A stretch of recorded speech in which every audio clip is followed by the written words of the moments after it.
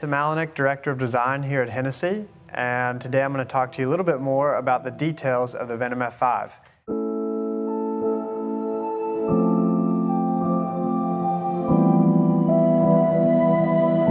Starting at the front of the car, the first thing I want to highlight is actually one of the smallest pieces of the car. And if you come down here, you'll look on the front of the car, we have our badge. So it's 8 microns thin, aluminum, and just to give you some perspective, that's thinner than a strand of hair.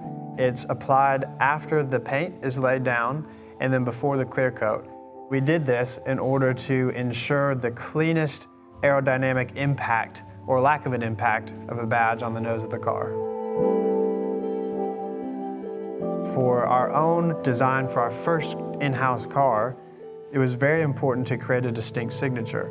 And when you look at this light, it's actually in the shape of an F, which relates to the name of the car, the Venom F5. The reason why it's called the Venom F5 is based on the Fujita scale, which measures tornadoes. F5 is the highest, and it measures from 261 to 318, which happens to be the target speeds of this car.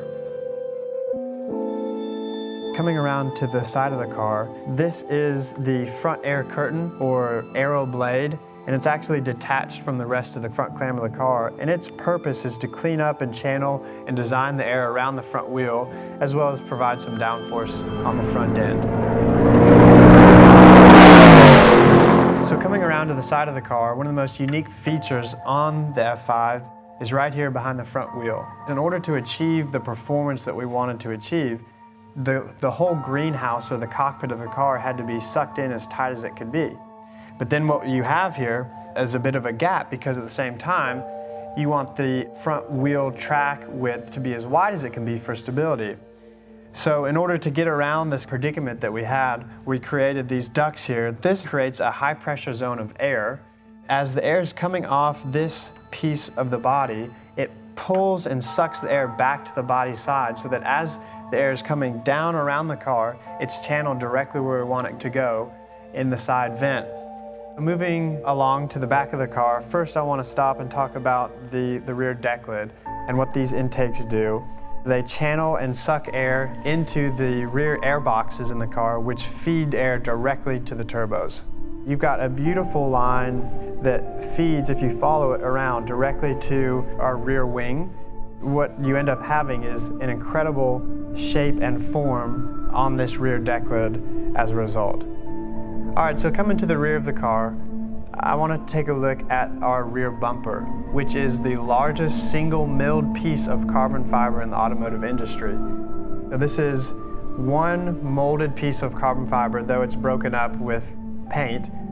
It's not separate parts.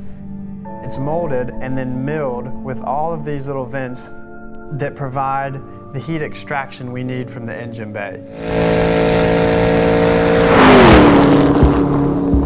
So the majority of the downforce that's created by the F5 to keep it planted at speed is all done underneath the car. And one of the key factors in achieving that is our rear diffuser. It's a massive rear diffuser that extends the full length of the car. It's a beautiful piece of artwork that is also functional. Within the rear tail lamp is a sort of reverse NACA duct, which acts to extract hot air rapidly from the engine bay. And so you can actually stick your hand completely through the tail lamp, and that goes straight to the engine bay. Underneath this carbon fiber engine cover is the heart of the beast, the engine that powers the Venom F5, and it generates a lot of heat. In order to get that heat out, we've used a few materials, one of which is gold leaf, directly on the rear bulkhead, as well as a material called Cerakote, which is uniquely designed to reflect and distribute heat across the body panels on the back of the car. All right, let's take a look on the inside of the Venom F5 to look at some more detail.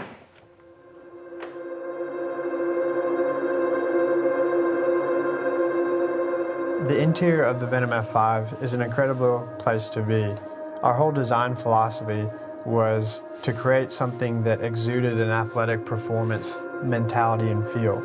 You'll really only see leather where it needs to be, where the driver is going to interact with it.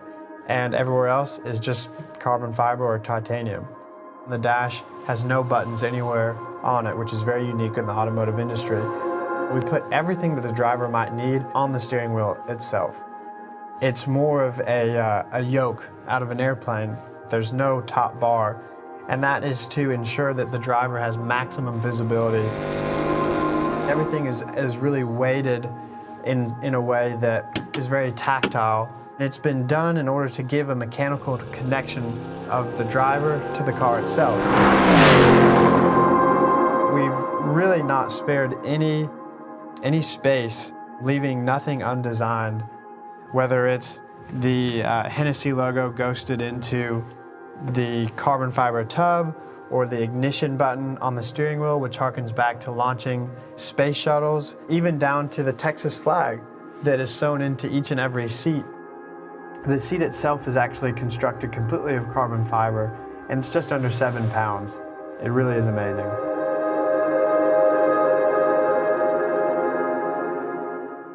There's over 3,000 bespoke parts that make up the Venom F5, excluding the engine, and over 600 carbon fiber molds. We've taken a look at just a few of the details that make up this incredible car. There'll be 24 of these made. Each one is already sold, and each one will have its unique specification, but the details that we looked at today will remain the same in each car. Thanks for coming along, and we'll see you next time.